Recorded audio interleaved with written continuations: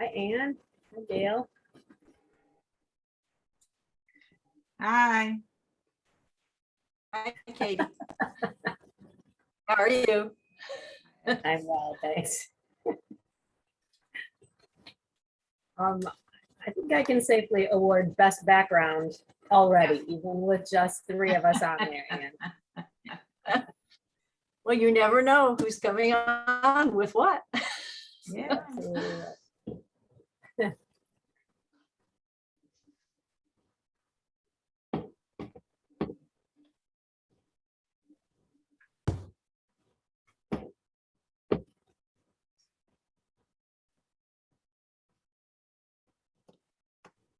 How many of us are there supposed to be, Katie? Last class list I got was 21. Wow. That's good. Well, yeah, I am just incredibly nervous. So bear with me. Don't be. This is exciting. I talked to Gary. Do you guys know Gary Hartley? No. He was he's with Learning and Retirement and is, I think, their sort of tech guy, maybe their Zoom guy. He was very reassuring, but one of the things I asked him is anyone going to be offended if I just run out of material and we end early? And he thought that was really fun. He's like, no, it'll be fun. No, I not can at see all. this thing that says Peggy. Welcome, Peggy. So you guys have taken Learning and Retirement classes before? And Right. do you typically leave your screens on or off? Your video, not audio. Yeah. I think it depends on you. Suzanne seems to prefer people keep it on so that she can see them. My preference is to personally turn it off. I don't know why, but I guess it gives me more freedom to answer a telephone or whatever. Yeah. I So, understand. but that's up to It you. never occurred to me that people would have their video off. That, I mean, that just was, I never taught synchronous online. So when I taught online, we weren't all on at the same time. It was, I post things, they respond. So suddenly when someone said, leave the video off, I was like, well, who wants to talk to a bunch of blank screens? And I said, you're going to. So that didn't help my anxiety any. Yeah. Well, thank you for having them on. Yeah, I teach online and I used to make my student, I used to say, I have to see you. And I listened to other professors say, you're really invading their space. And it's up to them whether they want to let you see. So I quit requiring that. And I'm just used to talking to a black space. Because it's and of course I'm talking about students who are there because they have to be, and this is voluntary. But since then I've quit requiring it, and I'm supposed to have a furnace inspection. So if I go off for a while, it's because I couldn't reschedule my furnace inspection, and I was so irritated that it was this time. But if I go off, that's why. Otherwise, I stay on. But it's really up to you, Katie. I certainly understand all sides of this. It really was just something that I hadn't thought about. And then I was like, well, I could see that. So certainly if you have something to do, most of you will be muted. But on the other hand, this really, more than a lot of classes that I've seen on the schedule. Thanks, Peggy. Nice to see And a you. couple things I had to take care of, sorry. No, totally understand. We'll talk about that when I feel like we have most of our joiners this morning. But more than anything else, I hope this is a discussion class. And to me, that would be a little challenging if your screen was off. And also what I'm hoping we can do is use either literally raise your hand or use the little raise your hand Reaction button. icon. If you can see that in the top of my screen.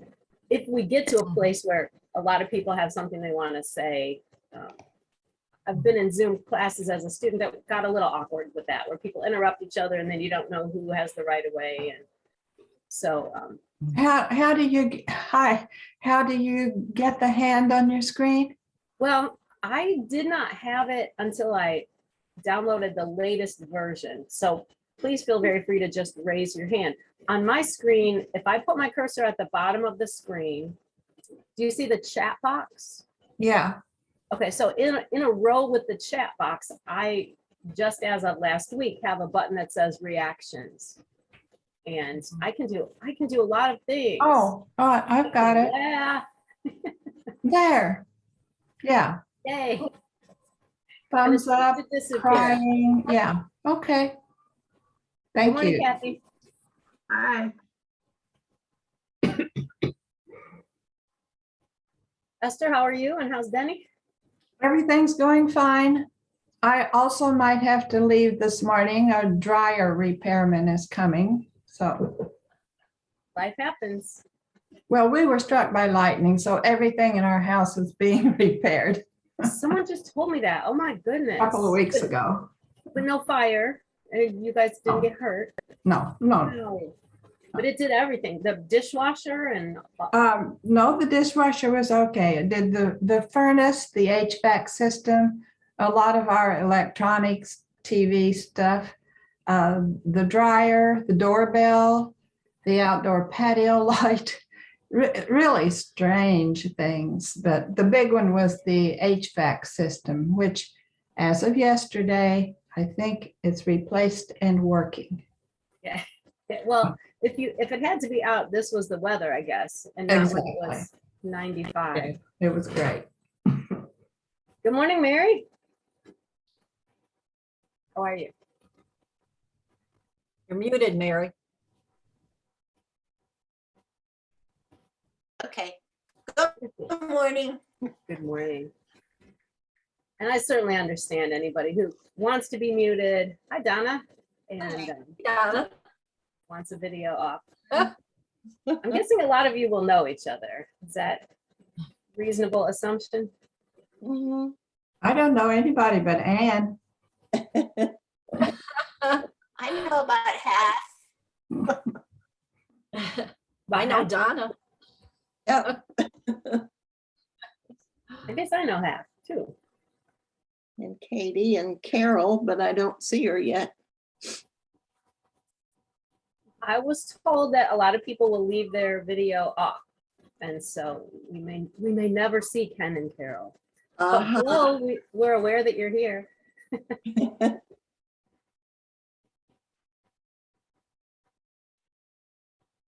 Is my audio on? Can you hear me? Yes. Okay. And I won't be offended. If you need to turn your video off to go do something, it's certainly fine. And if you prefer to leave it off, obviously, that's obviously your decision.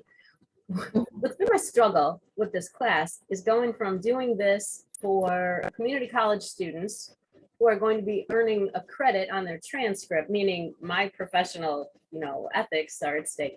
So how do I do this without quizzes and journals and tests and that kind of thing I'm used to doing, and asking a lot of questions to check for comprehension, to check for reading, but also comprehension. So if you ever feel like I'm treating you like like community college students, feel free to just.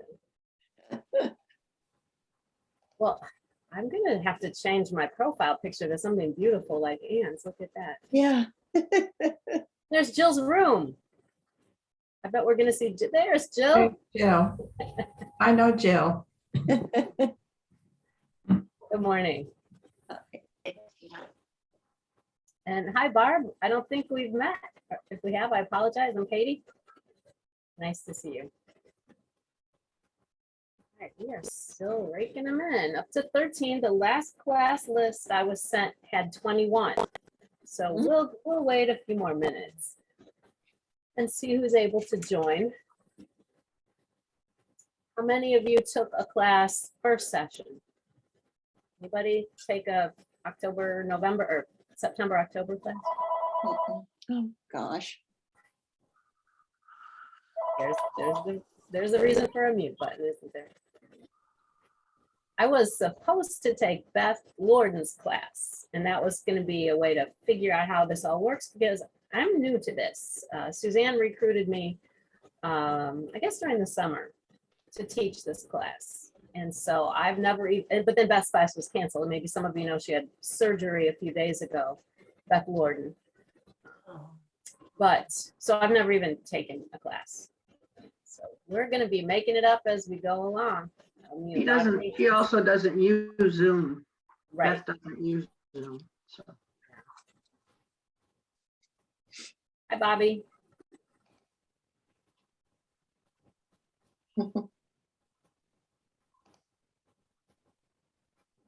Have a chat. How many of you were able to, let's see. Susan has a question. I didn't see Susan.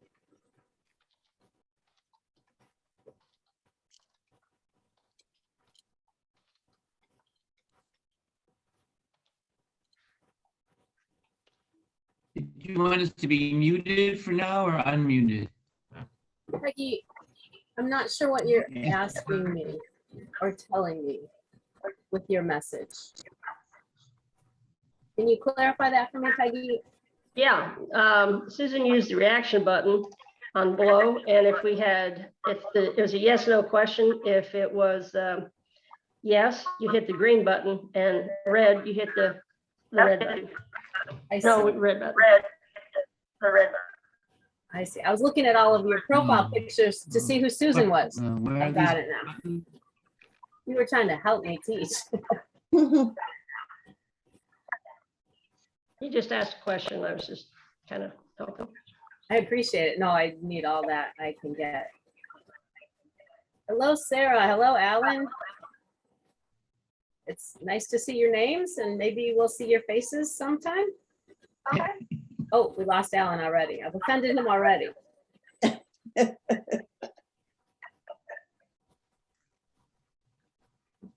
Everybody comfortable with waiting a few more minutes? Sure. Where's- He's back. Katie, I signed up kind of late.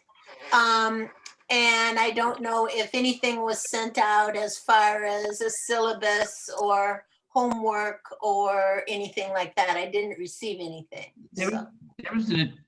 there was an attachment to the email we got from scheduling, you know, this email, Mary.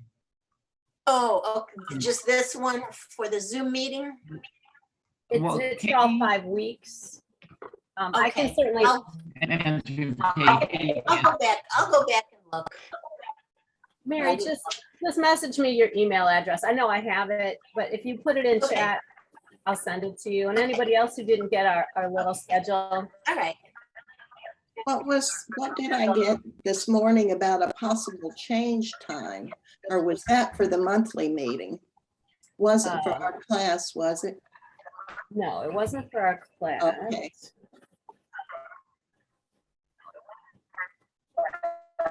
Katie, is your correct email in the last directory we had? Because I didn't get that attachment either. Sure, and let me put it in chat as well.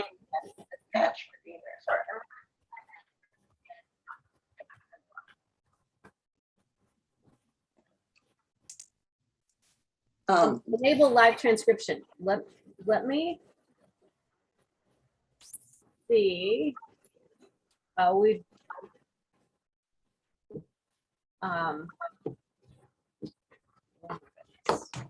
I went over this with Gary yesterday.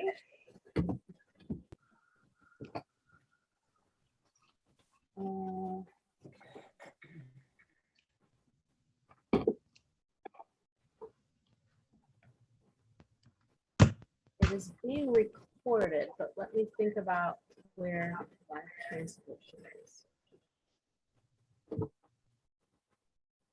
Whoever asked about live transcription, I'm working on that. Gary, if you're listening, feel free to text.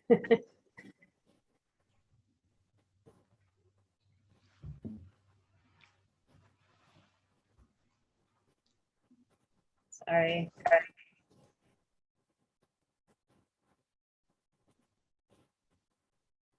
When we were doing this last night, I didn't have that authorization, but I may for this one because I think for this one, I'm the meeting host.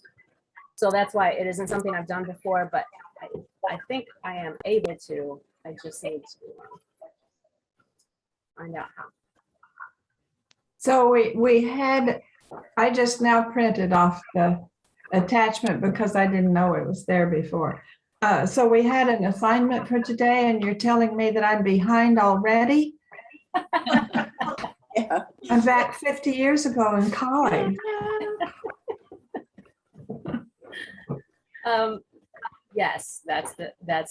Where was that's the assignment? situation. I'm sorry, I didn't see an assignment. I sort of assumed no one would have been able to get to that. How many of you have the book or have already opened the PDF that I put in chat? Okay. Yeah. I think I'm just gonna go ahead and get started.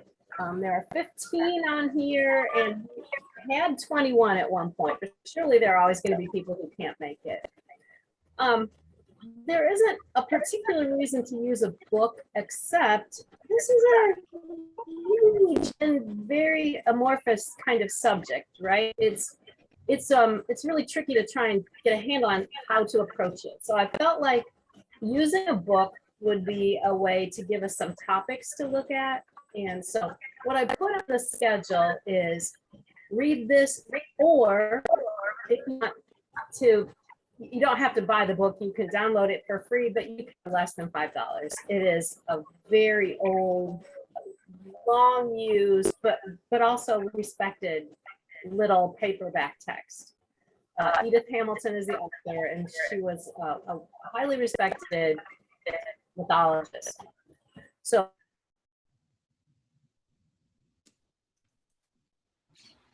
that's the use, and that's the link that I put. It's my copy for. I mean, I'm less on it. Did anybody read this book or use this book in high school or college? I have heard that from other people. Oh, okay, that's fun. So it just gives us a little structure, but it isn't necessary. So what I put in the schedule is read this or go online and find information about this topic, and that's okay too. So the hardest part about all of this is really getting started. How do you get started? Does anybody want to tell us why you signed up for this class, what your interest is, what history you have, what stories you love? Anybody want to get started with that?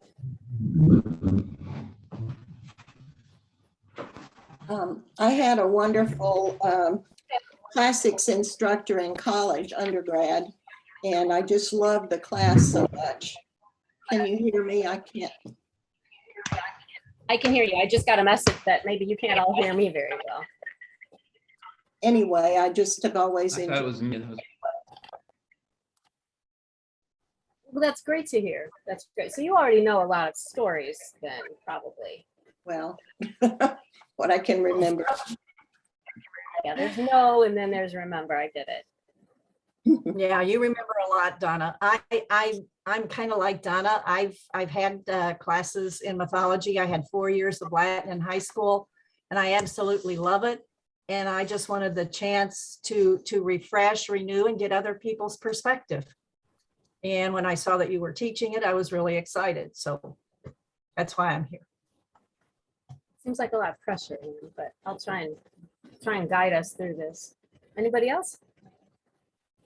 Well, I have the book and I read the book and I did it on my own and it was many years ago. So I'm looking forward to relearning this and I loved the book. So I think that it's a good foundation. Great, thank you. Esther? I'm here because there's a big hole in my brain where mythology is concerned. I know nothing about it. I've never had a class, didn't run into it in high school, et cetera, et cetera. And my husband and I are big Jeopardy fans. And every time there's a question, we go, duh. So I'm here to fill up the hole in my brain. There's plenty leaking out, but maybe I can keep this in for a few years. I love everything about that. Who else really rocks the Jeopardy mythology questions? That mythology and trivia. I mean, Jeopardy and trivia, that's my time to shine, is mythology. Okay, so a couple of things. The introduction to Edith Hamilton's book is lovely. First of all, I think she's a beautiful writer, but also she conveys this sense of awe and wonder, not just for the stories too, but also for the ancient Greeks, from whose civilization we get these stories. I taught mythology at John A. Logan for decades. The thing that was fun about that class compared to English 101 or Introduction to Literature is that no students had to take mythology. Some would take it just to get a humanities credit. But what often happened is the students who took that were not Jeopardy watchers, they were gamers. And in the world of both board games and video games, those big, massive interactive games that, you know, those nerdy kids play all together, there's lots and lots of mythology. Also in Marvel movies, action movies, for example, not only the characters, but the plots very often come directly from mythology. So the class was fun because we would just all geek out together. We were all just nerds together. And so it was a fun class to teach. So that what I decided very early on to do, there are plenty of mythology classes at the college level that are surveys of, you know, every civilization since the dawn of time. And you end up a mile wide and an inch deep. You know, you say, well, here's how this culture looked at this topic, and here's how this other culture. I preferred and stuck with this cheap little book to look at one culture and to look at it pretty closely. And then from there, that gives you the tools to go examine other mythologies that you might be interested in or that might be near to your heart. So if you want to then dive into Celtic mythology, you might have a few different lenses to view it through. Peggy, is the sound any better? And am I coming through any clearer? Okay, I switched to my hotspot, and what I might do at break, and we'll take a break. You might have to remind me. We'll take a break at 10:20. Anyway, I may go downstairs closer to the router, and that may help a little bit too. Depends on what my husband's doing. So we'll look at Greek mythology. It leads directly into Roman mythology. We may touch on that. It also leads directly into Norse mythology. Hamilton talks about both of those. And in fact, she has a couple of chapters at the end of the text on Norse mythology. And because those are also so prevalent in our daily lives and in terms that we use and et cetera. But our main focus is going to be on the ancient Greeks. And the reason for that is they're our ancestors. And Hamilton makes that point pretty clearly. They are not just our cultural ancestors in a lot of ways. There are certainly our political ancestors. We get our system of democracy directly from ancient Greece. But also the point she makes about Greek mythology is that it was unique in the world that it came into. And so it certainly wasn't one day someone sat down and wrote all these stories. These are stories that had circulated and were ultimately gathered by primarily a couple of writers, and we'll talk about Homer and Hesiod a little bit. But so prior to the ancient Greeks collecting and writing down their stories, every culture has God or godlike figures, but other cultures, they were terrifying. They were beasts or half beasts. They were huge. They were erratic. They were completely mysterious and often had ill intent toward humans. And so their goal was to try and appease them at all costs, right? Human sacrifice, any other kind of ritual they could think of. But the Greeks, and she and no other scholars that I've read can come up with an explanation. But the ancient Greeks created this set of gods and goddesses that are first human. they're human-like. So they're not meant to be people. My students, and I'll talk about this a lot. My students would often ask, "Was this a religion?" Well, how do you define religion, right? The gods and goddesses of what we call the pantheon, so the 12 main gods and goddesses, and we can go over all of them, some of them, whoever you're interested in. But they looked like humans. They were not omnipotent, including Zeus, the chief god. They were not omniscient. They could and often were fooled. They had foibles. They were flawed. They didn't so much care about humans as enjoy interfering in human events from time to time. But by making the gods and goddesses kind of look and act like us, it makes them accessible, it makes them knowable. And so the ancient Greeks were quite literal, which sounds funny when you're talking about stories where people turn into trees and unusual things like that happen.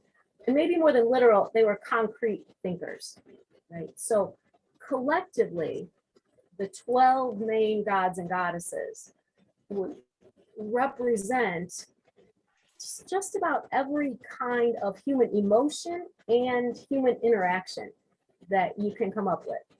So there are parents and children, there are siblings, there are purely benevolent gods and goddesses, there are pretty malicious or at least capricious gods and goddesses.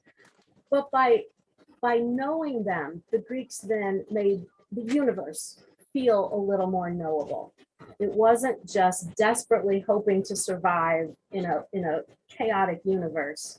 It was, okay, so if we're going to go across the ocean and we know a lot of stories about Poseidon, then we kind of know what it's going to take to keep him happy so we can safely cross the ocean.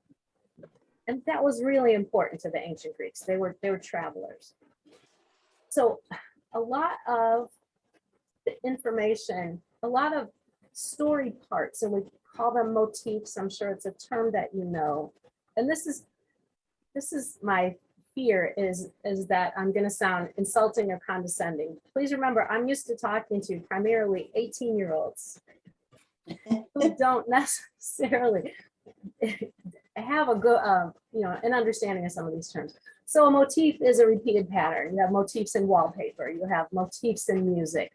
And what you'll find in the stories are these motifs, these repeated patterns. For example, how you treat visitors, hospitality, critically important. And it would be easy to let that slip by as you read a story. So the source of almost all of our stories are two giant books, the Iliad and the Odyssey.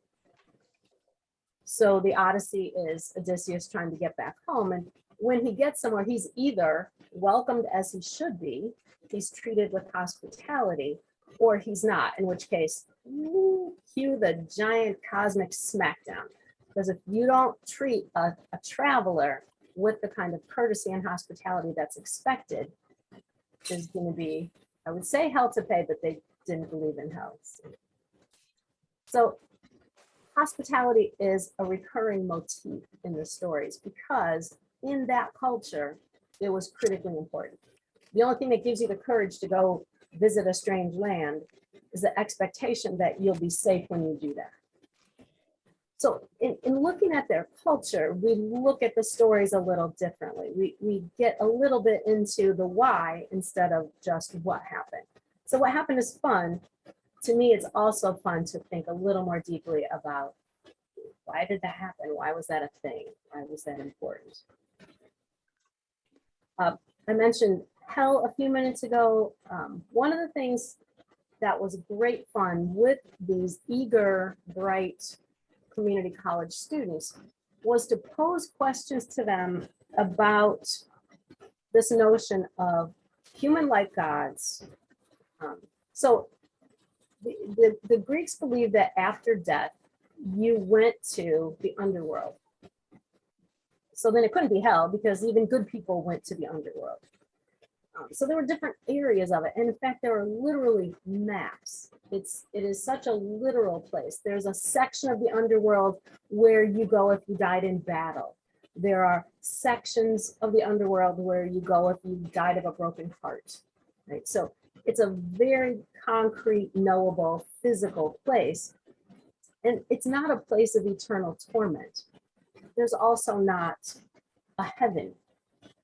And so to get students to think about what that says about the ancient Greeks' perspective on human behavior.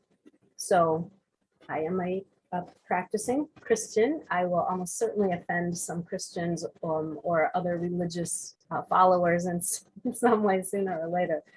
But if you've chosen to follow a set of stories, some Christians that we all know behave in the way they do, not just because they're good people, but because it will get them into heaven, right? It's sort of a transactional thing. I can't do this because then I won't go to heaven, or I won't get this great reward.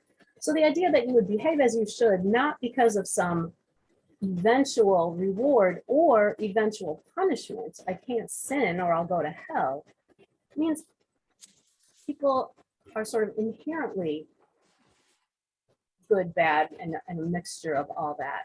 So, getting students to think about how do we behave the way we do, that because of fear of punishment or hope of reward, or just because we're good, and sometimes not good, sometimes shallow or petty or whatever. So these kind of big ideas were fun to watch them grapple with. They were rarely ready to talk about those things, and especially when they were initially exposed to these kind of ideas. So that was why I had them write journals, and they could grapple with these kind of big ideas afterwards. So the notion of religion is important. These stories were never intended solely to show people how to live. So it's a mistake to say, oh, it's like the Bible, or it's like the Torah, or it's like this. It's a collection of stories, and in them we find rewards for good behavior, or praise or admiration for good behavior, and also sometimes consequences for bad behavior. So it's a big collection of stories, but they're stories that have power and weight. So in that way, we do equate that with religion. And I talked about stories. I had a student stay after class one day, and she said, "Do you mean that my religion is just stories?" And she was really troubled by, or at least perplexed by that idea. And so absolutely, but they're stories that you invest with faith, that you choose to believe in, that you among millions of others choose to follow. And to sort of, okay. So then we begin to understand the power of stories. Those of us who practice a religion of any kind begin to understand story differently when you listen to stories, week after week as instruction. So Hamilton talks a lot about the ancient Greeks, how they were different from others. I'm checking on chat. Well, thank you. Someone posted we're in the hard sciences. I think you're going to be surprised at how many terms and concepts you come across that come from mythology. So I have some favorite examples. So what's the study of spiders, or the fear of spiders? Everybody know that one? Arachnophobia. So yeah. So do you know who Arachne was? Arachne was a human who was an incredibly talented weaver, as was the Roman goddess Minerva. Well, a critical concept, another motif we're going to see over and over, is the concept of hubris. We know we use the term in a way that just means sort of excessive arrogance, right? So that there's a lot of hubris there. So there's an implication that it's maybe someone displaying hubris thinks they're above the law. A politician who thinks he's going to get away with something, well, this hubris caught up with him. Well, that's the case in ancient Greece too. You never compare yourself to a god or goddess. Ooh, it is going to come down on you. So Arachne was told so many times that she was the best weaver in the universe that she started to believe, and she said, I'm as good as Minerva. Oh, down comes Minerva. They have a weave off. Everyone judges. Arachne wins. Minerva says, oh, you like weaving so much? Okay, do it for the rest of your life. And boom, turns her into the first spider. So really, we are surrounded by these stories in a lot of ways. And there is a little gem in some of them that tells us how to behave or how not to behave. I am going to attempt to screen share. Wish me luck.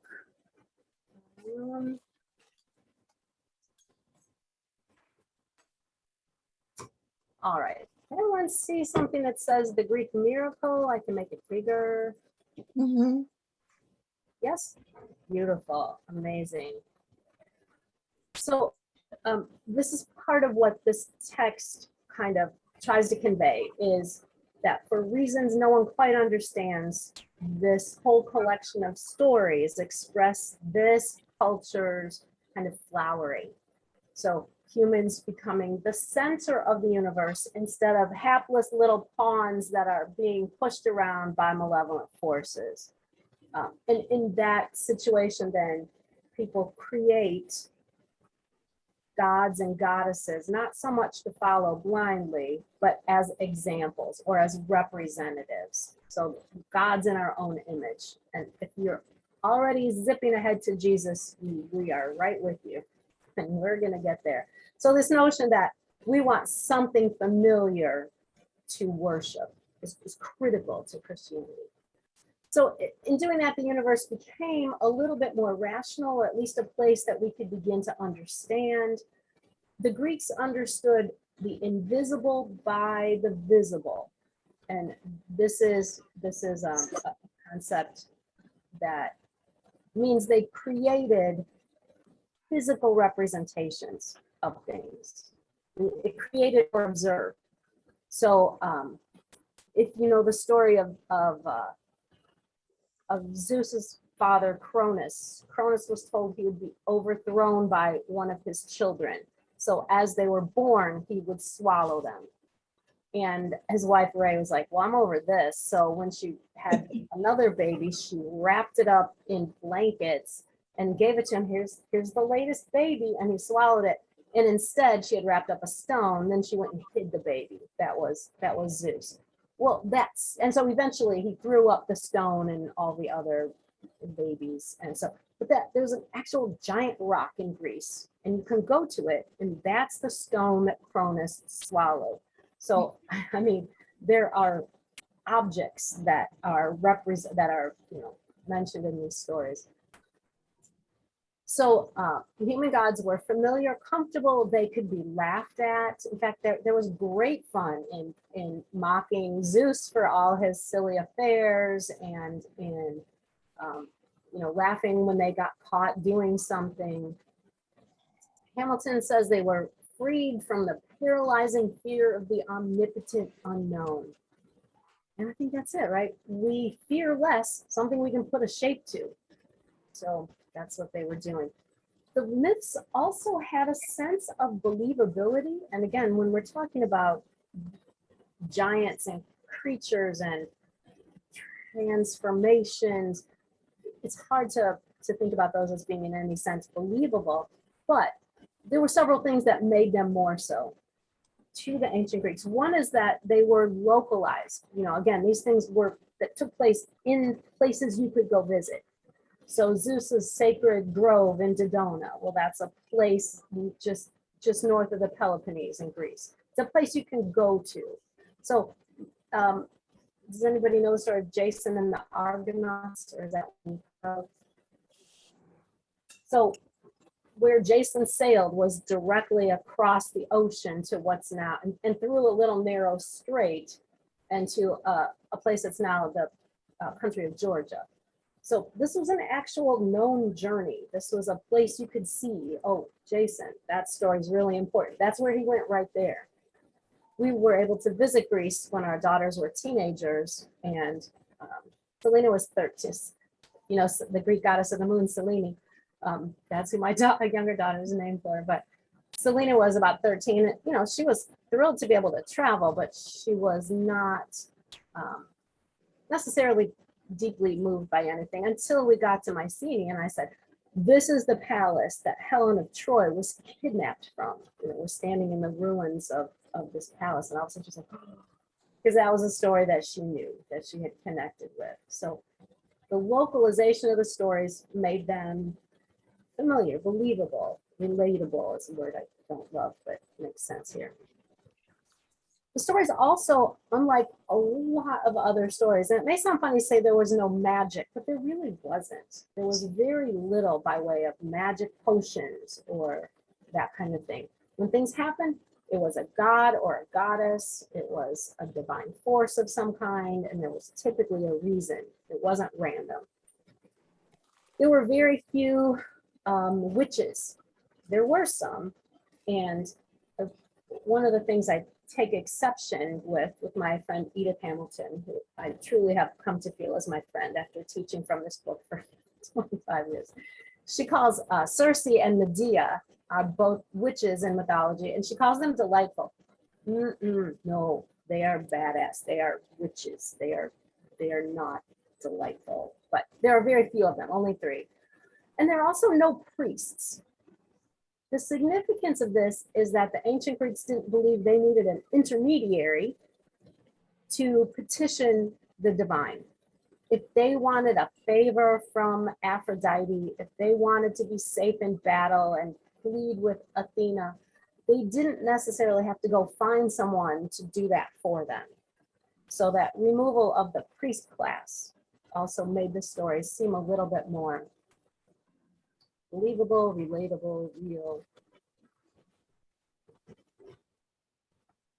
So that's the Greek miracle. And she talks a little bit about the storytellers, the poets and playwrights. Let me stop there. Does anybody have comments or questions?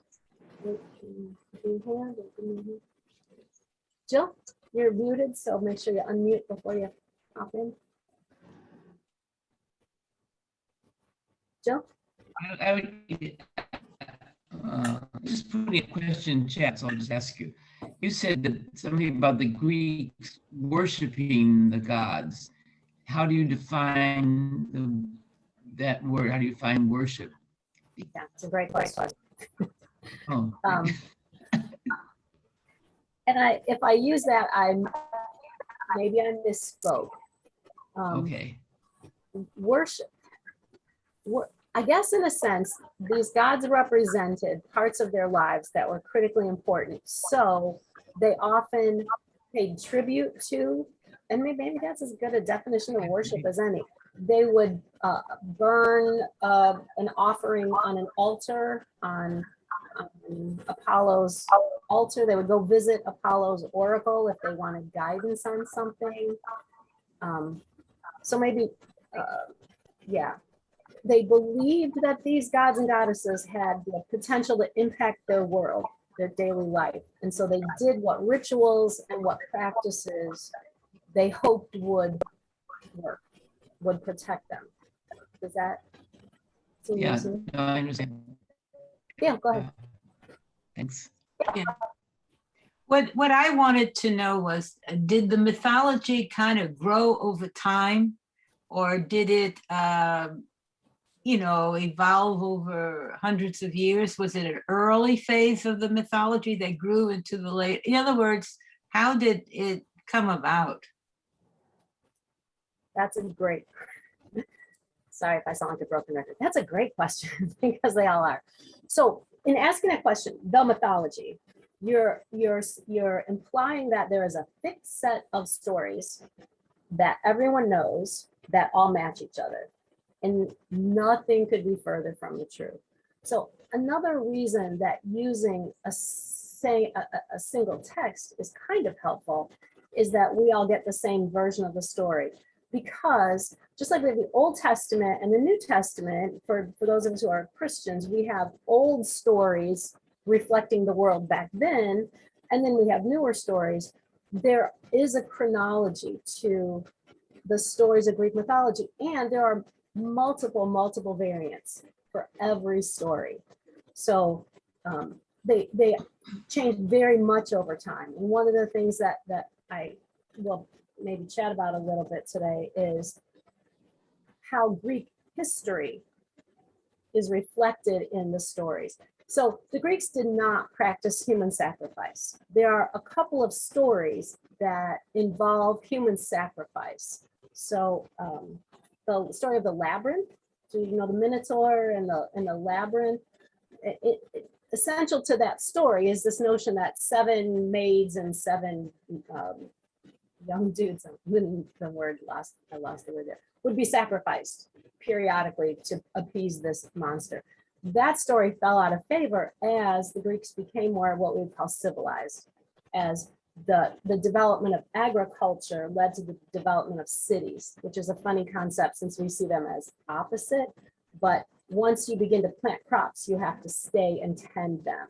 So the early Greeks were nomads and the later Greeks were farmers and then developed cities. Once you begin living communally, then every part of your life changes. So instead of your tribe wandering around central Greece, mating with any other tribe, because that's how you kept your bloodline strong. There was a marriage, there was not even a romantic love concept. There wasn't even early on a real indication that there was a connection between sex and procreation. That it might have actually involved wind or water somehow. So sex was not a thing, it just was something that you did because that's how humans are wired. But then when you begin to live together, all of those relationships become fraught with tension, right? So another important motif that we'll see in a number of stories is the sacred oath. It's if you make a promise, you have to keep it. And that's how people can live together, right? Is if we all agree to the same rules. That's the only way people can live collectively. So if you come across a story where a god says, ask me anything and I promise I'll give it to you. Cue the scary music again. It's called the rash promise. You have to follow through, even if it's not in that human's best interest. And you can say, oh God, no, anything but that. Anything. No, Dad, I want to drive your chariot. If you know the story of Phaethon, who tried to drive his father's sun chariot across the sky, which of course is dead. So this notion of oaths and contracts becomes important when people agree. So it's an incredibly long answer so far to a pretty simple question, which is, did they change over time? Absolutely. And there are a lot of reasons for it. Also, stories can be told in wildly different ways. Did you all read your kids' Little Red Riding Hood? Did we all know the story of Little Red Riding Hood? What happens at the end of Little Red Riding Hood? What happens to the wolf?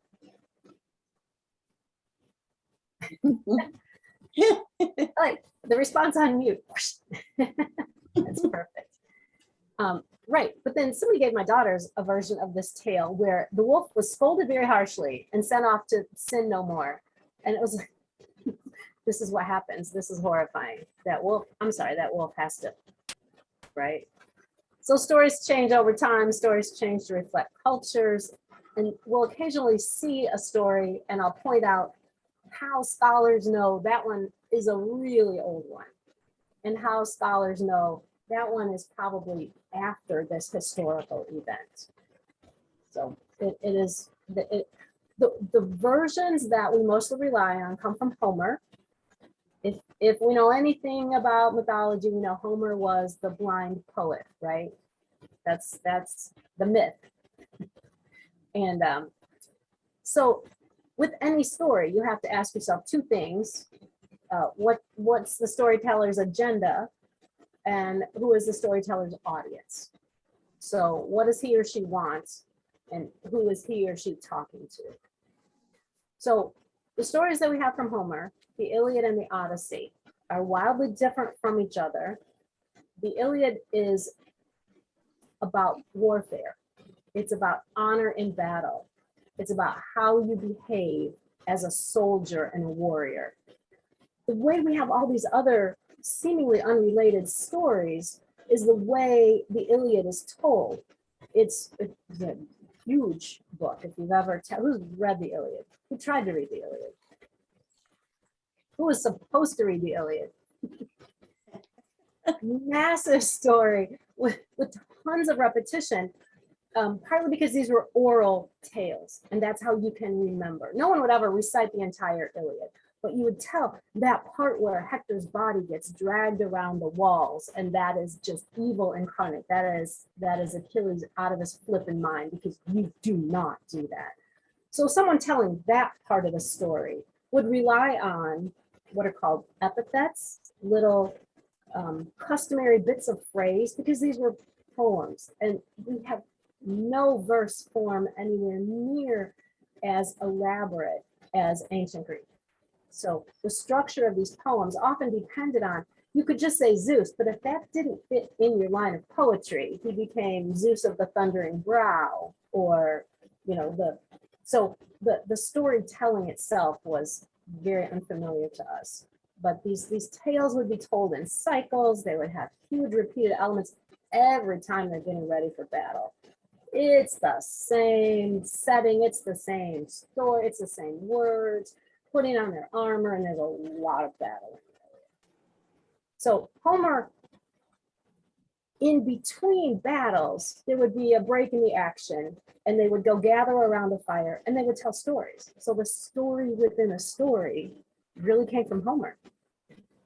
And that's how we might have stories about Athena, or stories about even Aphrodite. They were told around the fire during a break in the action. So, and the same thing with the Odyssey, which is the story of Odysseus, one of the warriors in the Trojan War, in the Iliad, trying to get back home. In many places he lands, they greet him, they have a feast for him, and that feast involves, let's tell stories. That was ancient entertainment. That's what they did. So then we have these stories. So there isn't a chronological collection of all the tales end to end. There's just a lot swirling around. Whew, this is a lot. 2 hours is a long time. Please raise your hand, or let me check in chat real quick again, make sure. Yes, and I'm sorry I didn't see your question, but thank you for asking it, Gail. I'll try to pay better attention to the chat box. So let's go back for just a quick minute before we start talking about individual gods and goddesses, which we need to spend a little bit of time doing. As they come up in later stories, we have a better sense of who and what they are. Let's talk a little bit about history and geography, because who doesn't love that? I probably should have called up a map, but if you have another device going, if you want to look at a map of Greece and its surroundings, you're certainly welcome to do that. And I would always have that up on the board for my students who never even could find Europe, or, you know, so they were always just amazed when I'd be, you know, here's this and here's this. So your first introduction to world geography is it shouldn't have been their first, but it often was.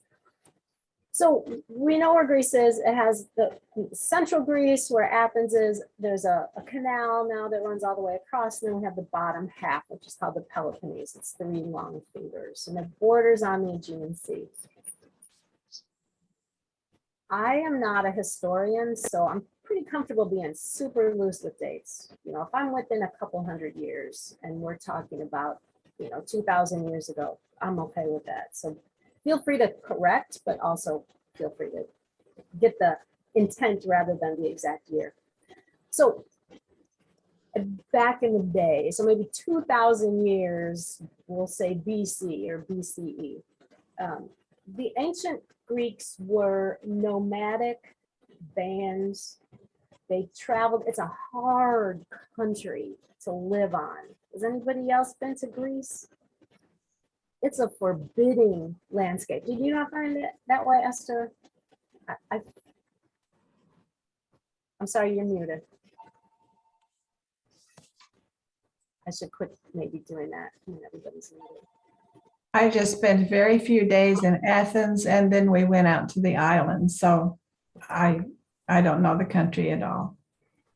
It is rocky. It is, my husband's father came over as a teenager. So somehow just magically, he felt quite comfortable there. Somebody asked us when we got back, could you live there? And instantly he said, yes. And I said, oh, no.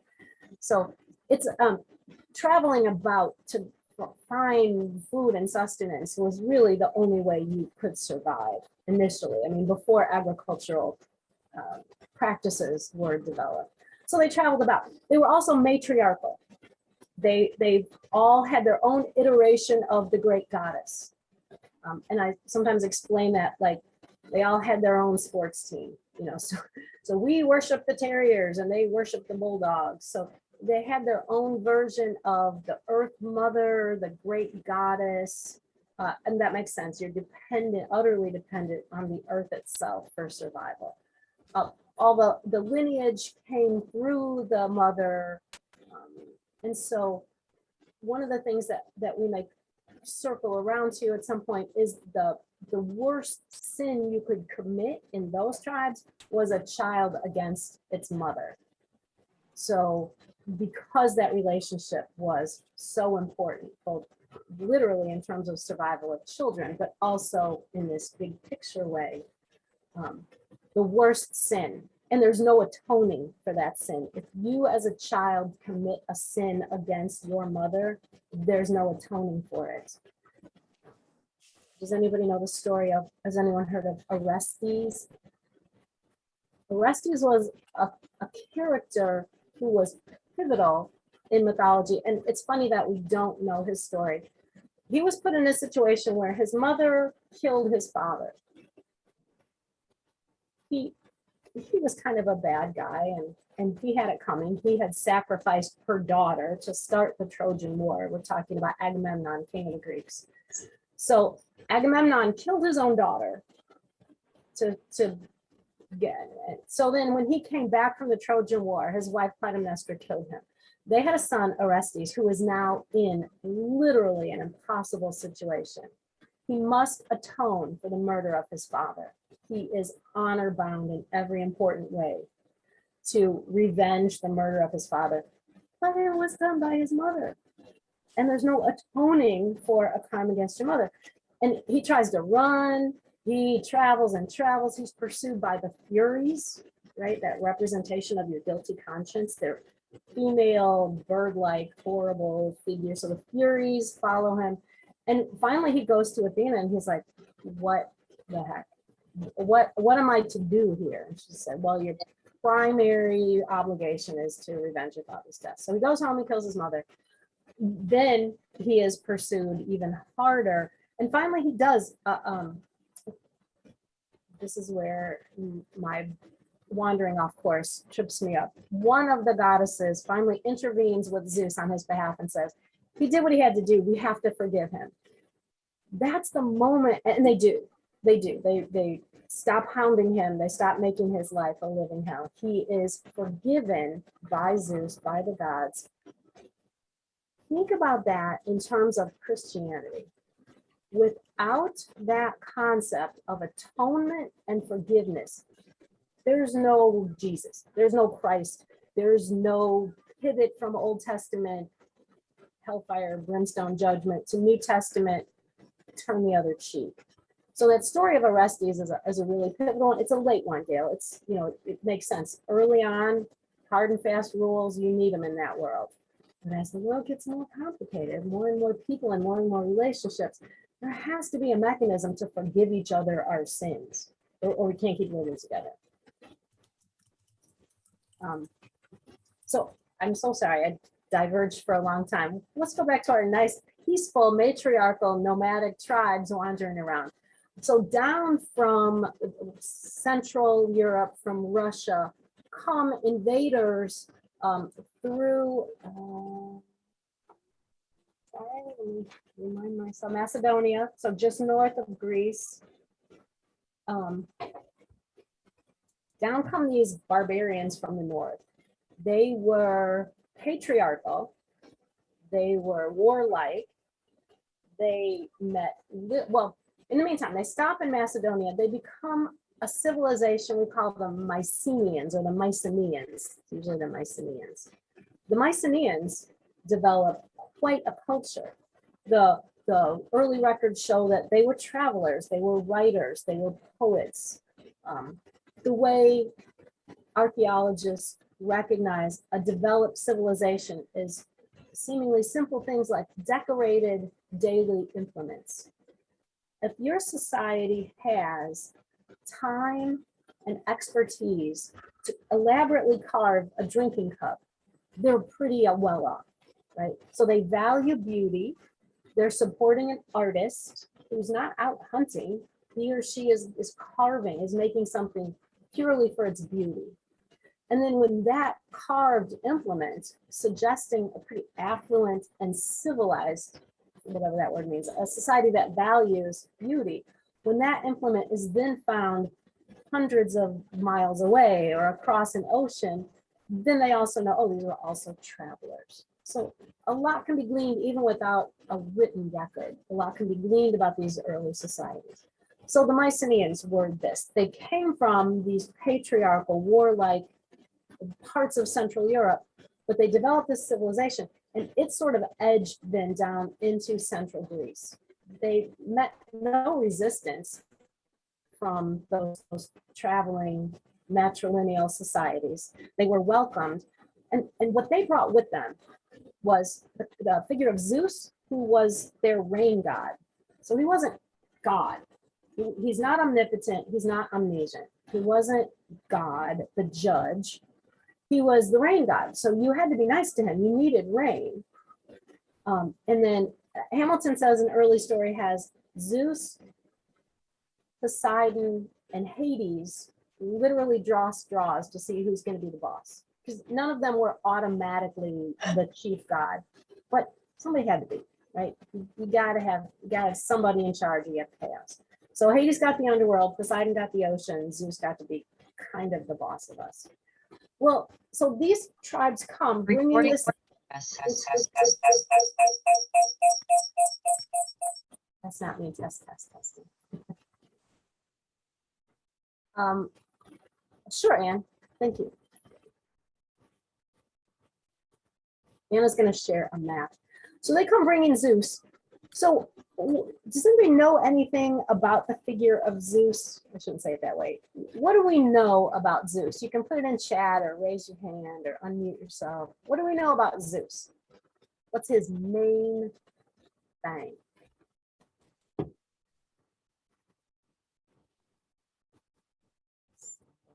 Something. Was Zeus a good, faithful husband? No. No. Okay, so here's the Peloponnese. Here's Central Greece. Here's Macedonia. So this can you see the word Thrace near the top of the map?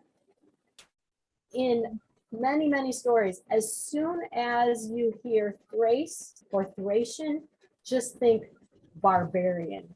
So that's the perception of the ancient Greeks. Oh my gosh. It is like somebody from, I don't know, Murfreesboro. You know everything about them before they even make an appearance in the story. If a Thracian is on his way, something bad's gonna go down. So up here in Thrace, the Black Sea, this is where Jason sailed to with his Argonauts. And this is also the route back for Odysseus to finally come all the way back to his island, which is over here. So all these things are quite localized. Crete is where the labyrinth was, where the Minotaur was. This was the Minoan civilization. The Minoans were pretty astonishing too as an ancient civilization. And the treaty, for lack of a better word, when the Greeks joined forces with the Minoans, they became even more powerful because the Minoans had a hellish navy. They were incredibly powerful at sea. And also they built these elaborate palaces. We know what a labyrinth is, right? It's a maze. it's a thing that you get lost in. Well, what almost certainly happened was these palaces, these marble, stunning, gorgeous ancient palaces were built on Crete. And to support all of that marble, even if it's a single story, you have those huge pillars, to support all that would have taken an elaborate structure underneath, lots and lots of supporting walls. So then you have what happens in Crete, what happens on Crete often, which is an earthquake. It all falls in. And so then what looks like a maze was probably those underlying structures that were constructed to hold up that palace. So did someone build a labyrinth to contain a scary monster under the palace? Maybe not, but did it look like that to later people who sailed to Crete and went, wow, what could have happened here? You know, so there's a sort of logical explanation for a number of elements of these stories. I'm going to digress one more time. Then come back. One of the things one of my favorite fun facts is, well, two. One, when Jason sailed over, Jason and the Argonauts, Jason was trying to reclaim a usurped throne. His father was kicked off his throne. He sailed over here.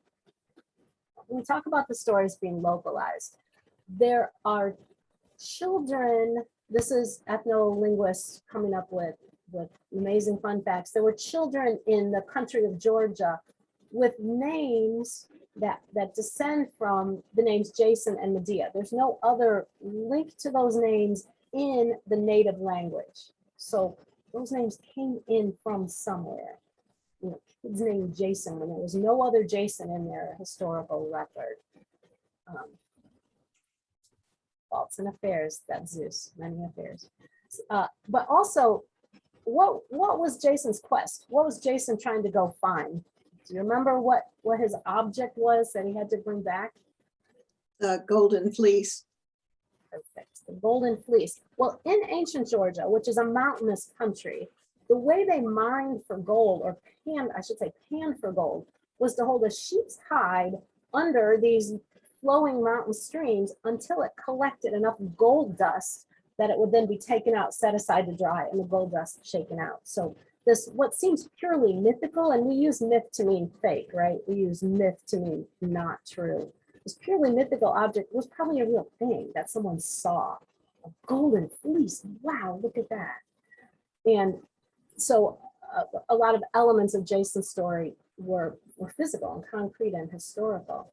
There are also the Cyclops were also characters in a lot of stories, and Cyclops had one giant eye, right? The Greeks were travelers. What some scholars believe is that they ran across elephant skulls. An elephant skull is huge, and its eyes are offset. It doesn't have eye sockets in the front plate of an elephant skull. It has one huge hole in the middle for its trunk. So the logical thing to think if you see an elephant's skull is like, holy crap, these were giants with one eye. It's quite logical. So we'll go back to our map here. Along come the Thracians. They hang around in Macedonia long enough to become a Mycenaean civilization, which edges down into central Greece. And what they did was, Zeus has this affair for being a serial philanderer, just a terrible womanizer. His wife and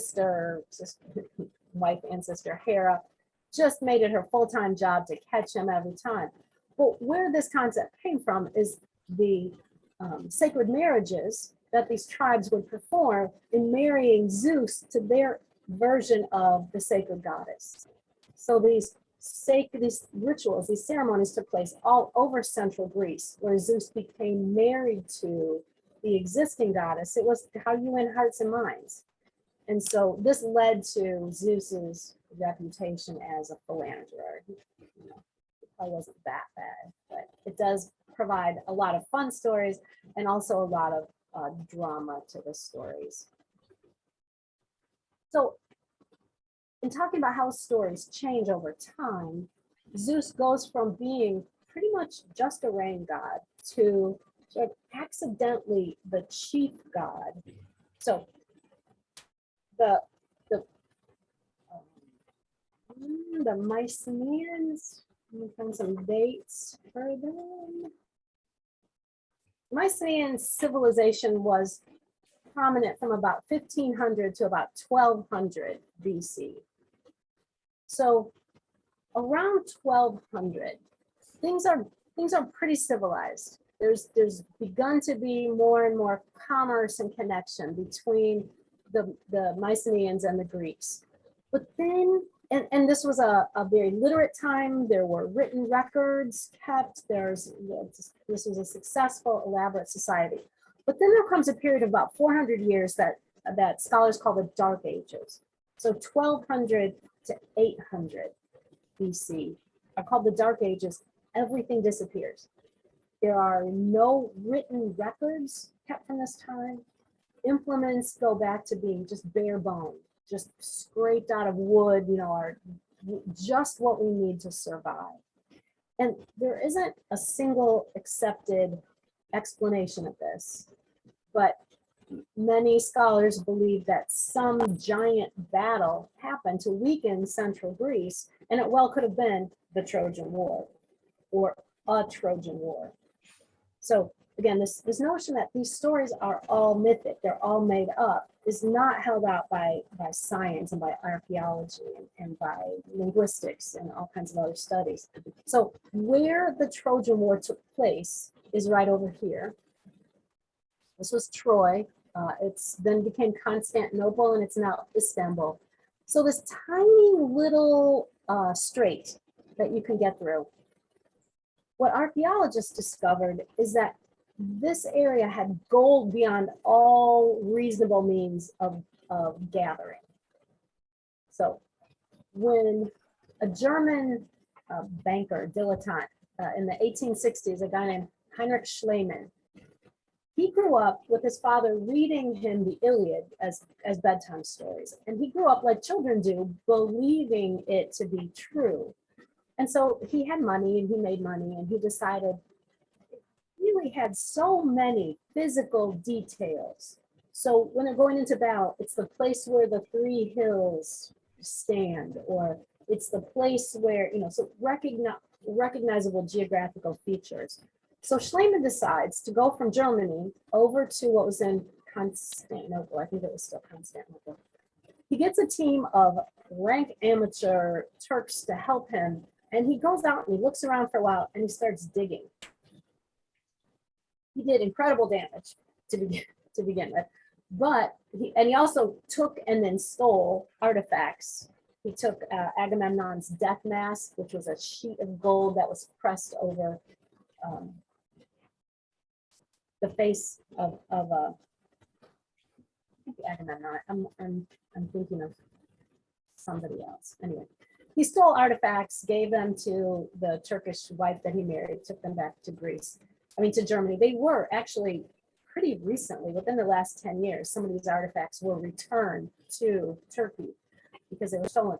But what he discovered was the ruins of an ancient city which had been burned around 1200.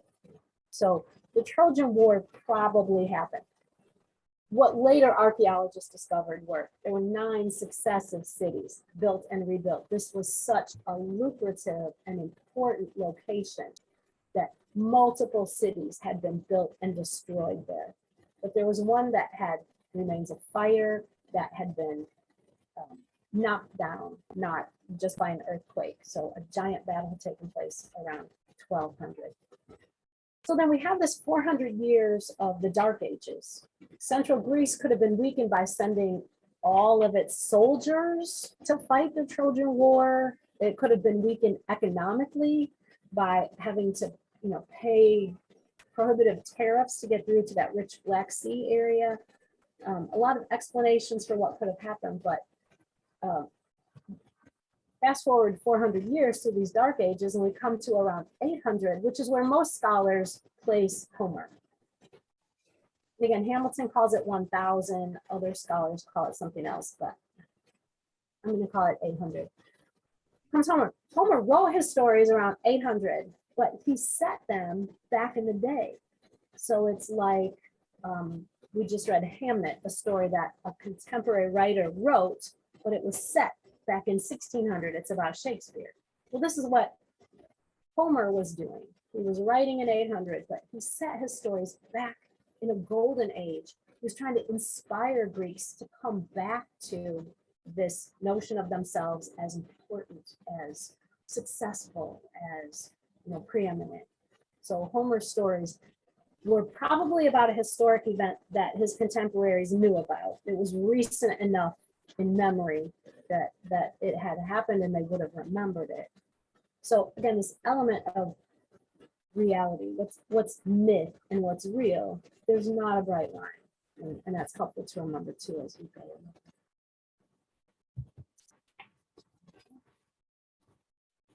Yes, so many faults and many affairs, and now we know why. Okay, it's 10:35. Are we ready for a 10-minute break? One enthusiastic nod. Okay, why don't we do that? I'll see you back at 10:45.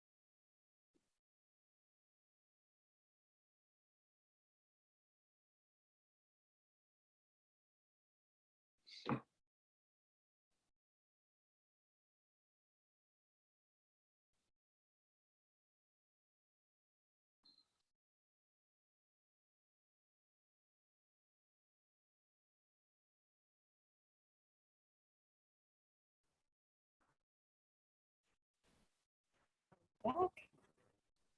Everybody's back.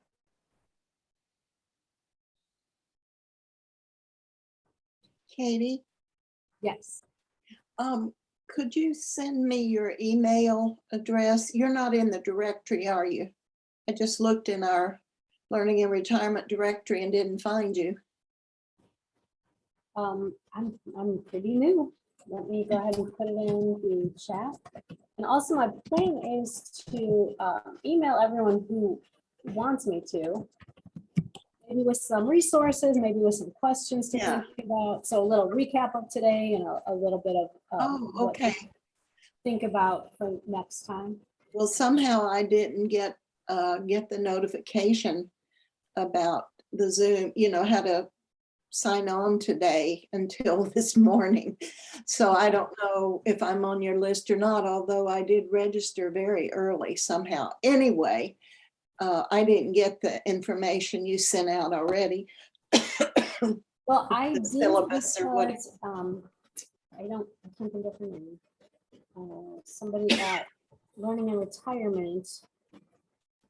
But Jackie, I'm in the same boat, Donna, as you are. I signed up early and then I asked for the connection. They said, you're not registered, but I was. But I didn't get any of the background material or assignment schedule either. Yeah, I'm in the same boat you are, Donna. Okay. So last Thursday was the day I got a class list. Donna's on it. And Ann is on it. No, and you weren't on my class list last Thursday. So I'm sure things change right up. Yeah. I didn't put a limit on. I mean, I didn't care how many of us there were on Zoom. And so I'm sure people were still joining and dropping right up until the last minute. So I'll ask Jackie for, and she told me that she had sent to everybody on the list, which means Donna, you should have gotten it. Let me see what email address I have for you. Katie, I also did not get anything, and I registered early. I'm Nancy Mazzarelli. You are on my list. So are you at outlook.com, your email, Nancy? What was that? Is your email at outlook.com? It's in Mazzarelli at outlook.com, yes. Okay, I don't know why she told me she had sent my little schedule out to everybody on this list, but apparently Yeah, that didn't. I didn't get that. Okay.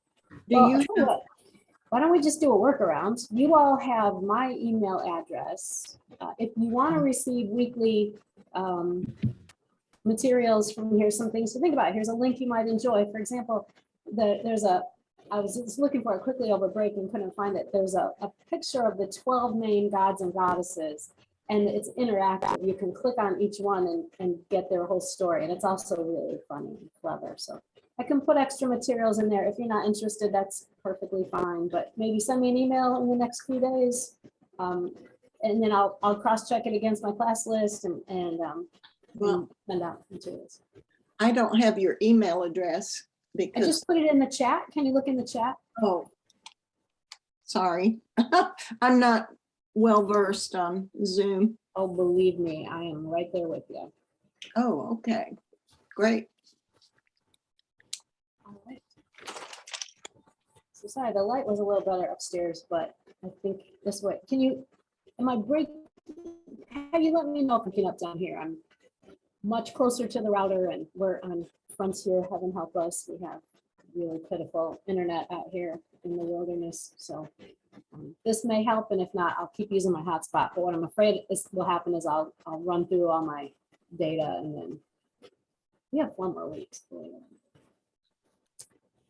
Okay, so anybody have anything they want to share? What characters or what concepts were you puzzling over during our little break there? Anything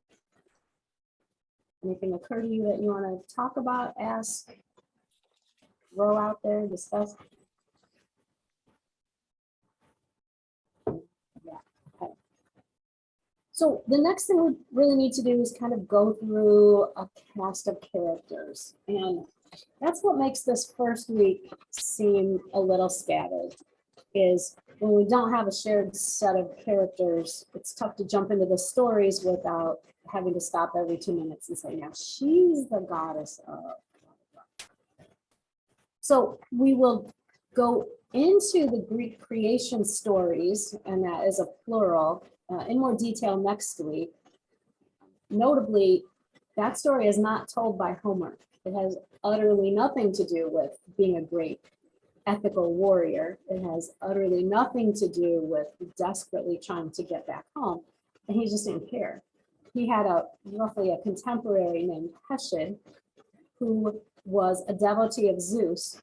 And so he's the one who wrote down the creation story, and he wrote it as sort of an homage to Zeus. It wasn't just, this is how the world and mankind were created. It was, this is how we got Zeus. And so we examine it in that way, but it's stunningly similar to many, many, many other creation stories. And like every other tale, there are multiple versions of it. But in roughly all of them, we start with the earth and the sky. We start with Gaia and Uranus, and they together procreate. She is always in charge. They begin to have children. He hates them. He imprisons them inside of her because they're hideously ugly, or he's been told he would be overthrown. Ultimately, she convinces one of her children to help her. They overthrow him. So then we go from the original Earth and Sky, then we have an early group of Titans. One of them is Cronus. From them, we come down to the pantheon. So the 12 gods and goddesses that make up most of the stories. A couple of things that are important. First of all, collectively, they represent, as I said, almost all human relationships and emotions. They also collectively represent social order. So Hesiod, writing in about 800, was living in a time when people were settled and living together.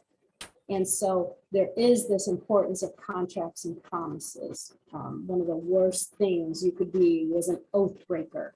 That's like a huge insult. It's just calling an oath breaker. So Hesiod was writing in this more settled time. So they represent social order. They represent a time when these relationships came to be important. Hesiod also hated women.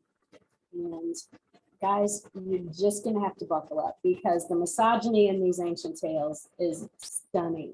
So there are more gods and goddesses. The goddesses each have like one thing, and they all have a lot of bad things. Because if you had a female character who was both smart like Athena, but also sexy like Aphrodite, what you cannot have that, especially when they're the only ones who can continue the civilization.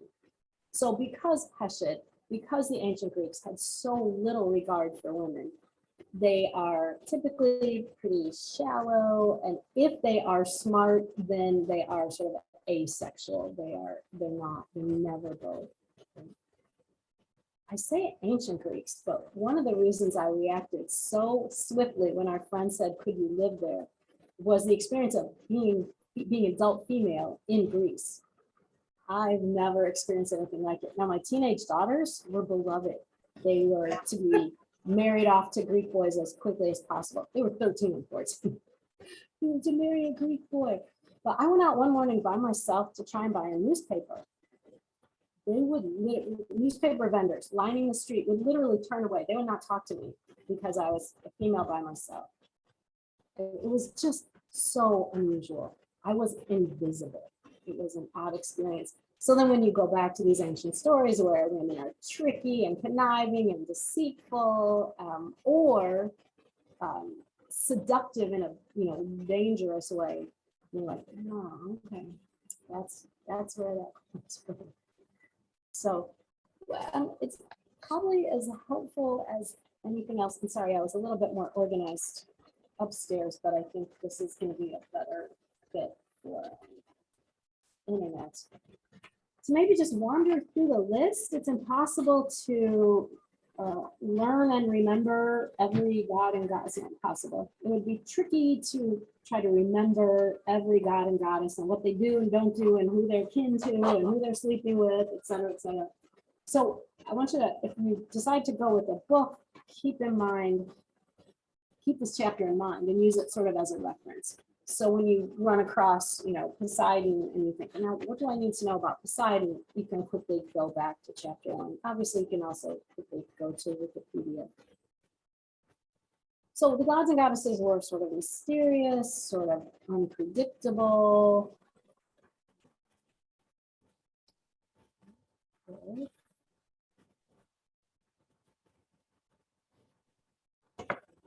I think because there's a link I didn't have open ahead of time, I can't share it, but.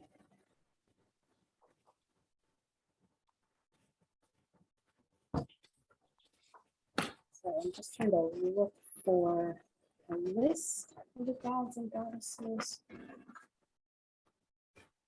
I think I left it upstairs. We start with Zeus. We know a little bit about Zeus, just the chief god. His affairs, his womanizing, his trickiness was pretty legendary, and just an astonishing number of stories and events occurred because of Zeus trying to hide an affair or pursue a human, pursue a woman. So, I mean, the whole continent of Europe is named that way because of Europa, because of Zeus's affair with Europa. So lots of things that we would run across in our daily life come out of this. And there was a convenient way to tell stories. And Zeus was a figure of great fun to ancient Greeks. As soon as he came into a story, they kind of sit back and get ready to laugh. They knew there was going to be something absurd. So he was not revered in the way that Christians revere God. That was not at all the relationship. However, over time, he took on more and more of a judge role. So in the ancient times, he was a fairly minor character, but particularly the Hesiod calls him a Zeus whom mankind must strive to please. He refers to him as sort of more a judge. And so the concept of Zeus changes over time. He is married to Hera. Whew. She's a rough one to love. She is his sister and his wife.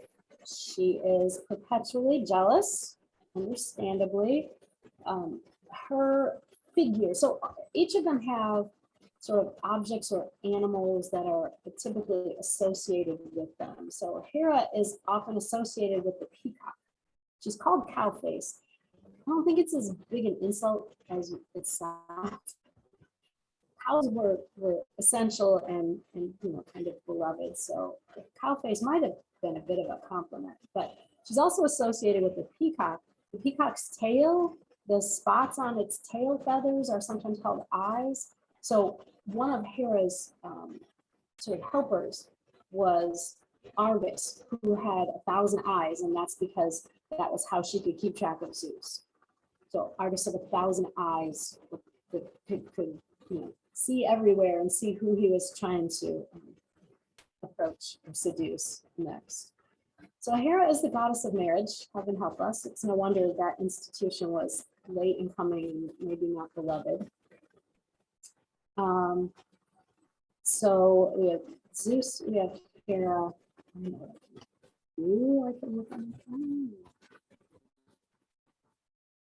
I just don't want to confuse us with talking about people who we may not get to for a while.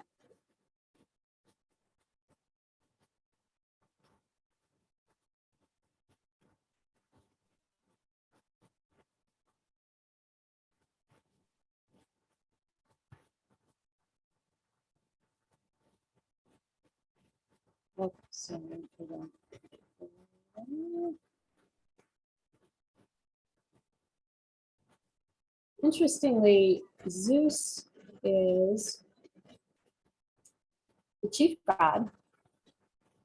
he and Hera did not have children together. They had one who may or may not, Hera had one child who may or may not have been Zeus's, and he was so deformed and ugly that Zeus supposedly kicked him off of Mount Olympus. He was Hephaestus. He's also one of the main gods. He's the god of the forge, so the ugly blacksmith was covered in coal dust. But interestingly, he was married to Aphrodite. And if you know any name, you know Aphrodite. Aphrodite was the sex bomb.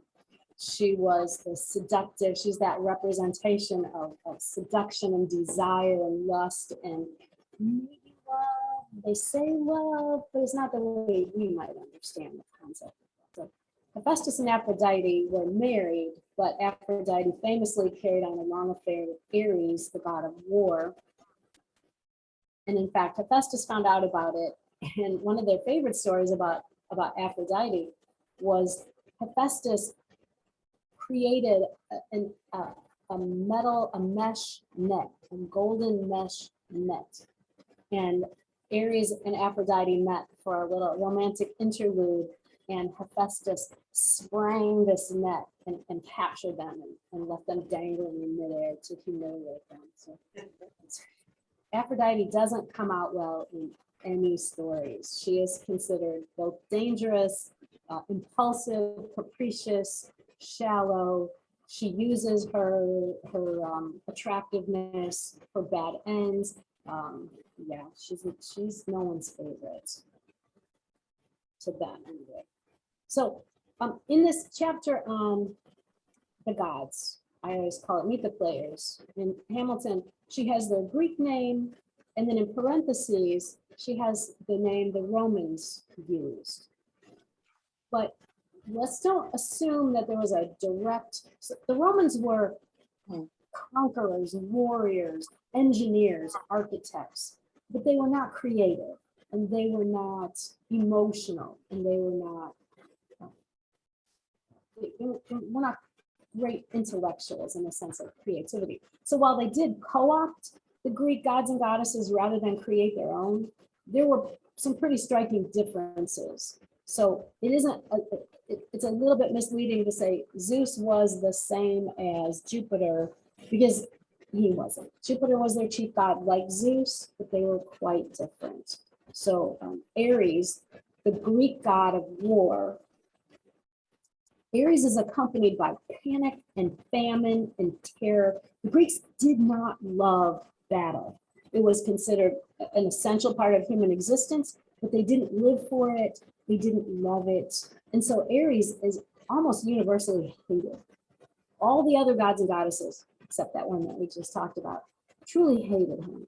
And that tells you something about the Greeks' attitude toward war. So we can say they didn't embrace war with the passion that the Romans did. The Romans loved it.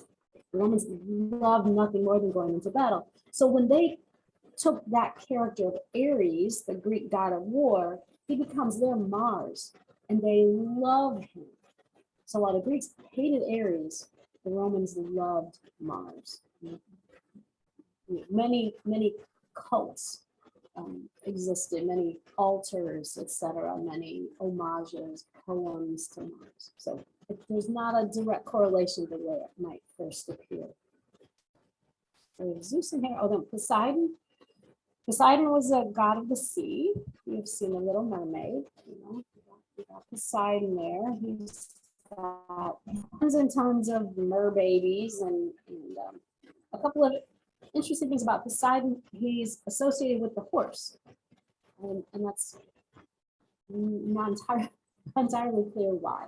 It's not seahorses, it's the actual horses. But Poseidon is also creates earthquakes, which kind of makes sense for a country surrounded by water, right? So when things start shaking, you might not, and the first thing you see might be the ocean, might be a tidal wave, might be water coming. Is the light behind me flickering on and off in a weird way? It's just annoying. Anyway, Poseidon is associated with the earthquake. In fact, he's called the earth shaker.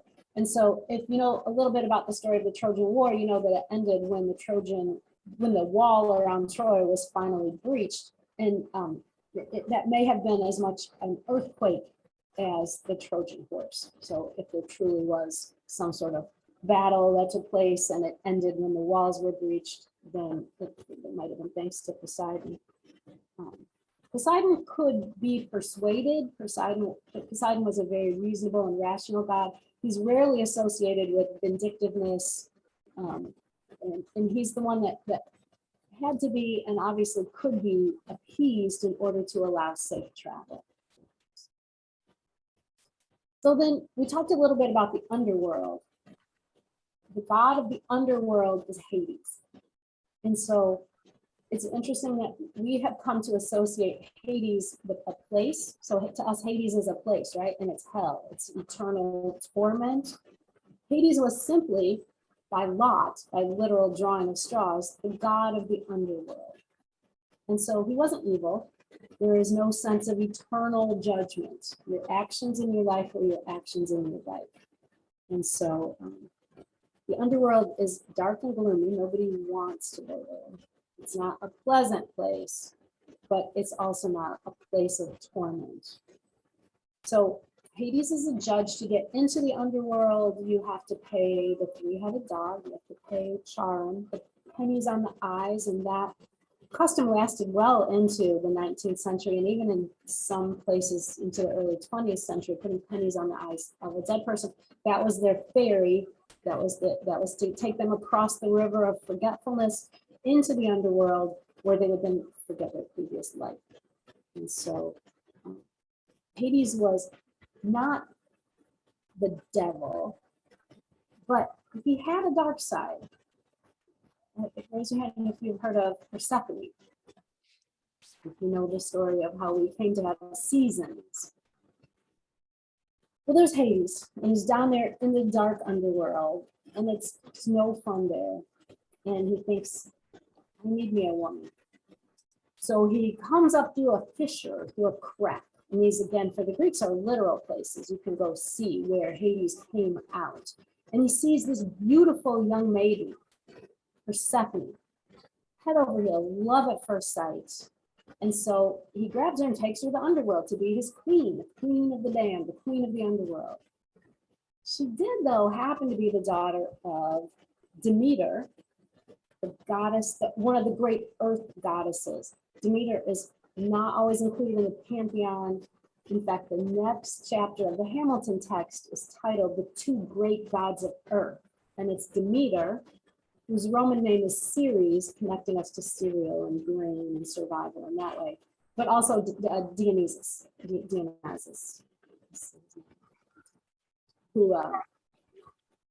is a god of earth. So Demeter, her daughter is kidnapped. She can't find her anywhere. She can't figure out where she is. She's so devastated. She stops allowing Earth to thrive and produce crops.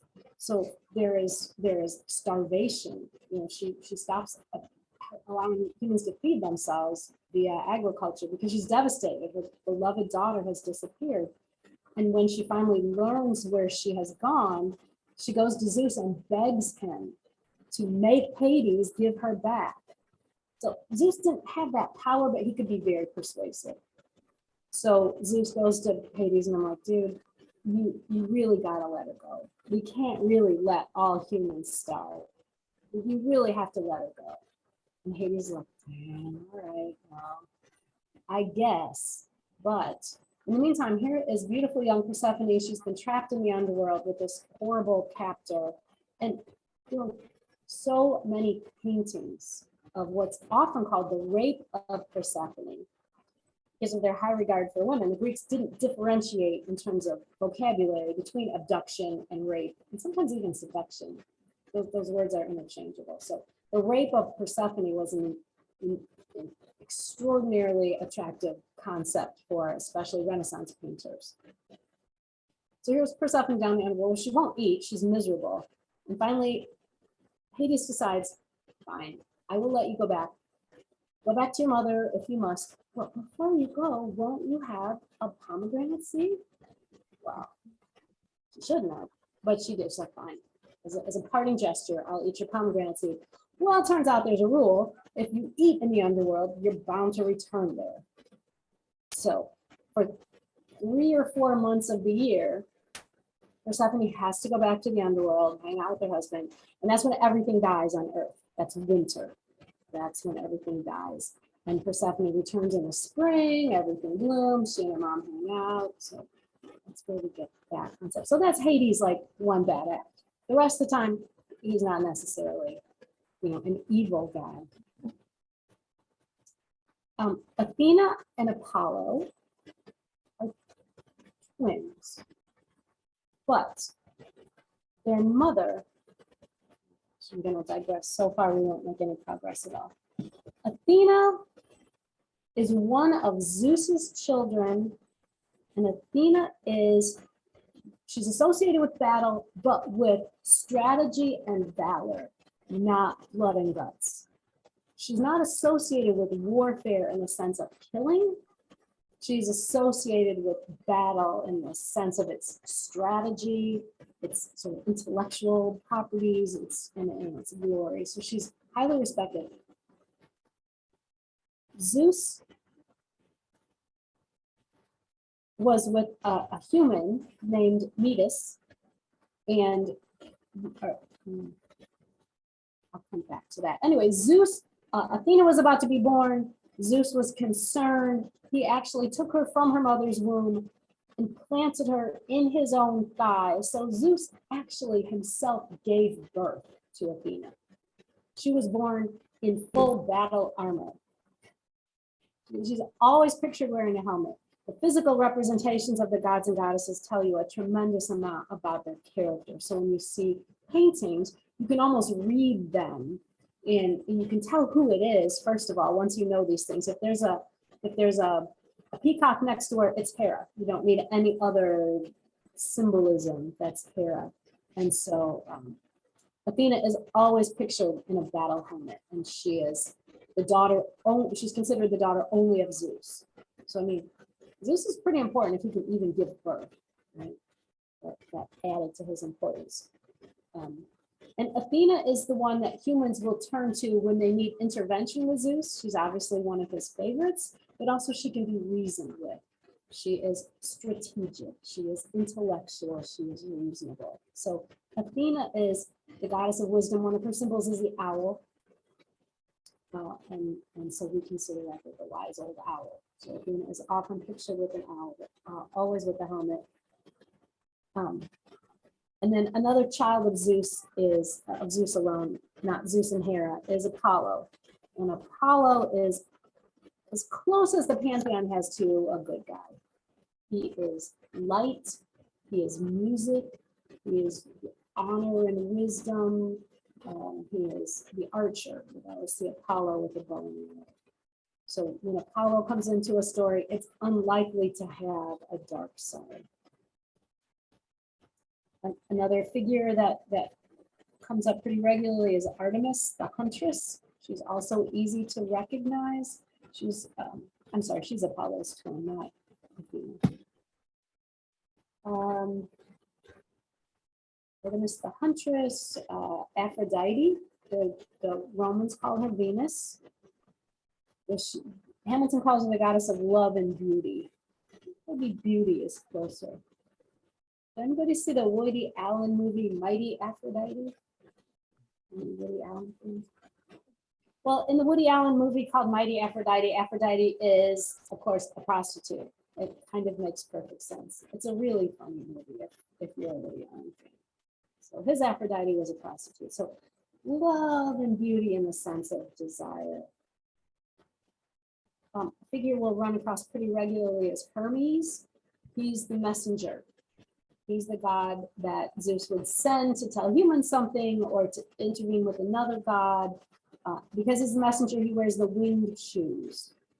Forget what brand it was that has the winged sandals. Maybe they still use it. But that's direct where that comes from directly is Hermes. We'll talk about Ares and Hephaestus. There is one other female goddess. Her name is Hestia or Hestia. She's the goddess of the hearth. Utterly dull. Because what could be more dull than a home life? So she's not the goddess of marriage. She's just the goddess of home and homemaking in the heart. She's on very few stories, she's not highly regarded. But she is a part of that pantheon.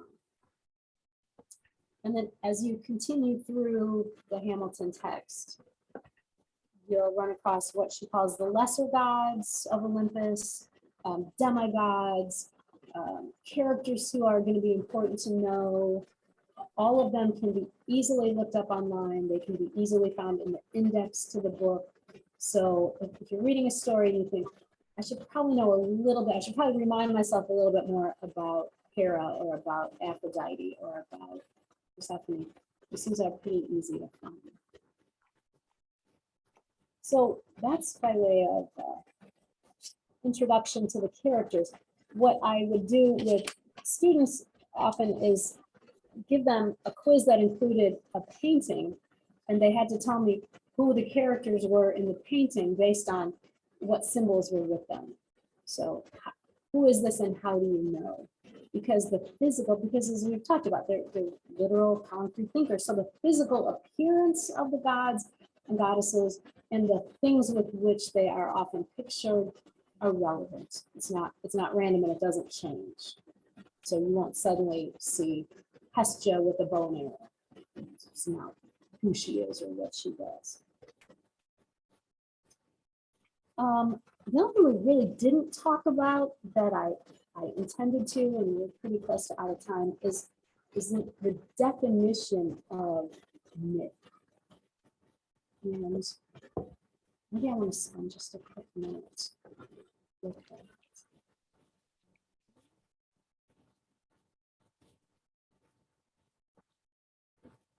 Can you see my screen? It's weird that I can't see what you see.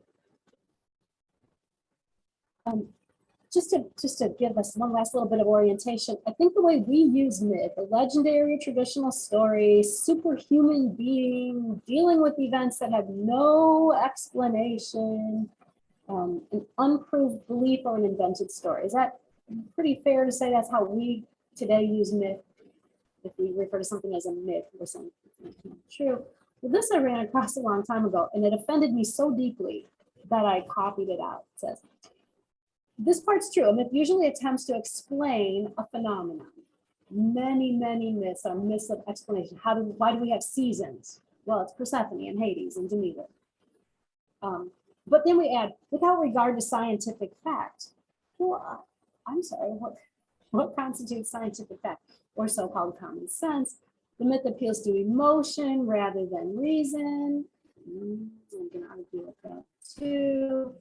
Days from ancient times when rational explanations were neither available nor apparently wanted. This is deeply frustrating. But then it does go into some differences that sets myths apart from other traditional stories. A myth is less historical than a legend. And that's true. When we refer to something as a legend, it has at least one foot firmly in history. So we have the legend of Johnny Appleseed, not the myth of Johnny Appleseed. So this is by way of saying most of the myths were not initially believed to be in any way historical. Less concerned with didacticism than fable. So fables are told for the moral of the story. But all three are fictitious stories persisted through oral transmission. That's absolutely true. But then a little bit is a myth is a traditional story, typically ancient, involving gods or other supernatural beings. Myths attempt to explain the workings of the natural or spiritual world and to rationalize the perils of human existence. They reflect psychology, history, customs, ideals. I think that's about as close as we could get to a perfect explanation of myths. And also important is that they're common to all cultures and often parallel each other. Every culture has a creation story. And almost every culture, including landlocked places, have a great flood story. So how do we explain that? Well, everything about that great flood. First of all, it would have been an a fact of existence for a lot of peoples. But also the notion of the power of that natural force, the notion that floods destroy, but also then what's left behind is more fertile. So they cause a great rebirth. So they wash away and destroy, but they also cause rebirth. So all the nuances of a great flood story seem to have been clear to lots and lots of cultures and ancient peoples. If we're going to have some cataclysmic events, a flood works really well. So over thousands of years, myths evolve from a simple way of bringing order to a mysterious universe. And I think that's really the important spirit. Developed literature that may no longer carry the force of belief.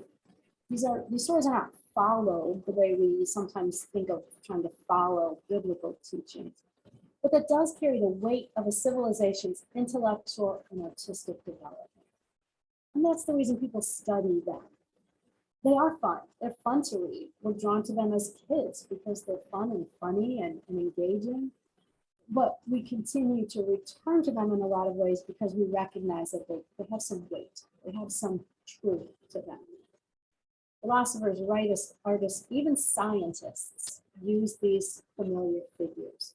So what students tell me, especially after spending a semester studying mythology, is they'll say, I really had no idea how many times over the course of a week or a month I was going to encounter a word, a name, a concept, a story, a figure that comes from this. And in fact, when we talk about the concept of the quest story and how it's the basis for literally every story we tell, students complain, thank you, you've ruined every movie for me now because I can only watch it in terms of this pattern that I know is coming. Now that I know how a movie is put together, I'm just waiting for it. So these stories are very much in our daily life. Yeah, so that's pretty much what I wanted to get to today. I feel like I talked at you an awful lot, and I apologize for that. I'll give my slides. Yes, this is absolutely getting recorded. I will also send you these if you wish. And if translation didn't happen, I apologize, and I will make sure it does for next time. It's called transcript, sorry.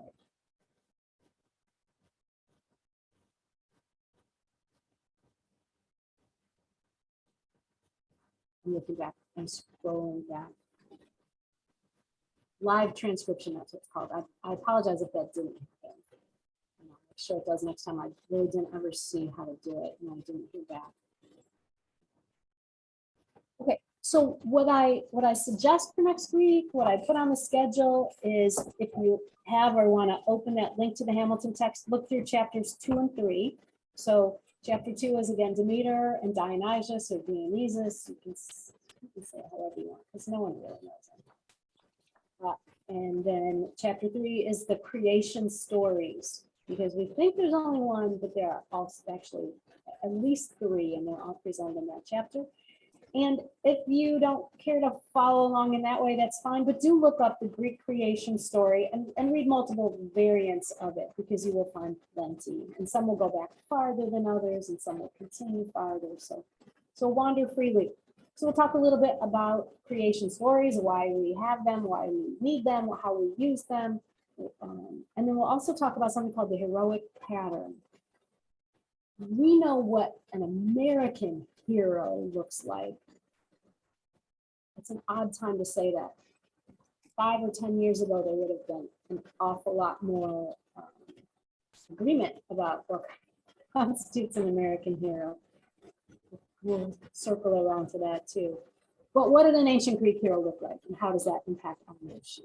So we'll talk about the heroic pattern, and you're welcome to look for that ahead of time if you want. I think we're out of time. That's really funny because one of the questions I asked my tech guy was, what happens if I'm done early? I should have known that was ridiculous. Thought I had a question, but I don't see one. So I think we're done. Everybody done with me? If I'm done with you? Thanks for your questions. Thanks for hanging in. Thanks for having your camera on at least some of the time. Totally understand if you have to leave in the middle. Thank you so much. Bye. Applause. How exciting. I'll see you all next week. Bye. Bye.